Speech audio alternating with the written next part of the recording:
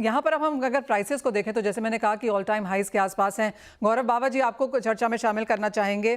सितंबर का महीना jewellery sales के हिसाब से बहुत बेहतरीन नहीं था। एक तो पितृपक्ष और दूसरा all time high gold prices, और जैसे कुणाल कह रहे हैं कि अक्टूबर में भी ये चेंज नहीं होने वाला है, तो एज अ ज्वेलर आप कैसे देखते हैं फिर? नमस्कार जी। Thank you. सो देखिए, जनरली हमने भी काफ़ी सालों से यही ट्रेंड देखा है कि जब श्राद्ध आते हैं, पितृपक्ष जिसको आप रेफ़र कर रहे हैं, तो गोल्ड ज्वेलरी की सेल ज्वेलरी स्टोर्स पे वॉक इन वो कम हो जाती है, but somehow we did really well this year, this month.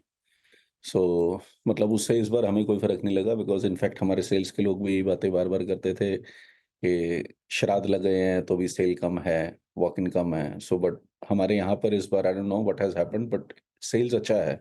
Generally what I सी कि गोल्ड के प्राइसेस ऊपर जा रहे हैं, तो लोगों के मन में एक डर होता है कि आगे आने वाली जिसके घर में शादी है, एंड मोरओवर इस बार नवंबर-दिसंबर में ही मेंस आया है इस साल का। पहले मतलब हाफ ईयर जो पहले निकला है अभी 9 मंथ्स, उसके अंदर साया इतना अच्छा नहीं था, तो अब ज़्यादा अच्छा साया है, तो शादियों की वजह से काफ़ी अच्छा रश है। प्राइसेस तो देखिए बढ़ ही रहे हैं एंड गौरव, अल्टीमेटली, क्या एंड बिक आई रहा सी है ज्यादा? The prices are going to jump to maybe around 1 lakh, 1 lakh 20,000 और maybe 1 lakh 50,000 next 3 to 5 years. Long term तो मैं बहुत ज़्यादा बुलिश हूँ गोल्ड के ऊपर पर्सनली। गौरव, तो लोग क्या खरीद रहे थे इस वक्त? क्योंकि जो हमारी ज्वेलर से बात होती है उनका मानना है कि 22 से ज़्यादा 18 कैरेट शायद यहाँ पर बिक रहा था। डायमंड लोगों ने यहाँ पर इंक्लूड किया। तो अगर आप अपना ओवरऑल बुके यहाँ पर देखते हैं तो ज़्यादा खरीदारी कहाँ है? हमारा बुके के अंदर if I talk, so we doing close to around 70% of the total sales is gold jewellery.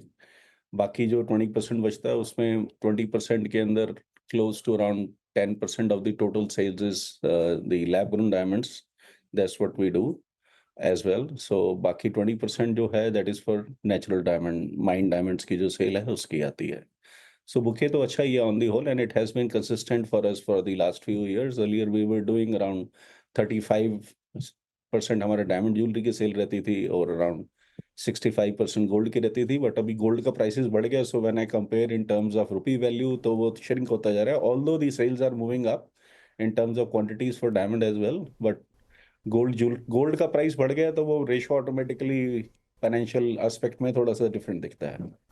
So generally what we overall do, absolutely. हम उसको कंपेयर जो है वेट से करते हैं। लास्ट ईयर हमने सेम मंथ के अंदर या सेम सीजन में कितना बेचा, इस साल कितना बेचा तो पता लगता है। लास्ट टाइम अगर श्राद्ध डिफरेंट मंथ में आ गए तो the game is going to change, so you have to be little mindful, ध्यान से देखना पड़ेगा सब चीज को। Right, but it's nice to know. जैसे आपने कहा कि क्योंकि नवंबर दिसंबर में काफ़ी सारी शादियां हैं इस बार, तो क्लियरली उसकी खरीदारी यहाँ पर है।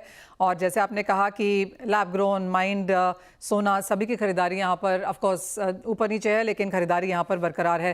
गौरव जी, बहुत शुक्रिया साथ जुड़ने के लिए। और दिल्ली मार्केट्स में फिलहाल क्या चल रहा है इतने हाई प्राइसेस पर भी, उसका एक जायजा भी यहाँ पर हमारे व्यूअर्स को देने के लिए। इसी के साथ फिलहाल इस कार्यक्रम में इतना ही समय है। हम ब्रेक के बाद यहाँ पर फोकस डालेंगे इक्विटीज़ पर।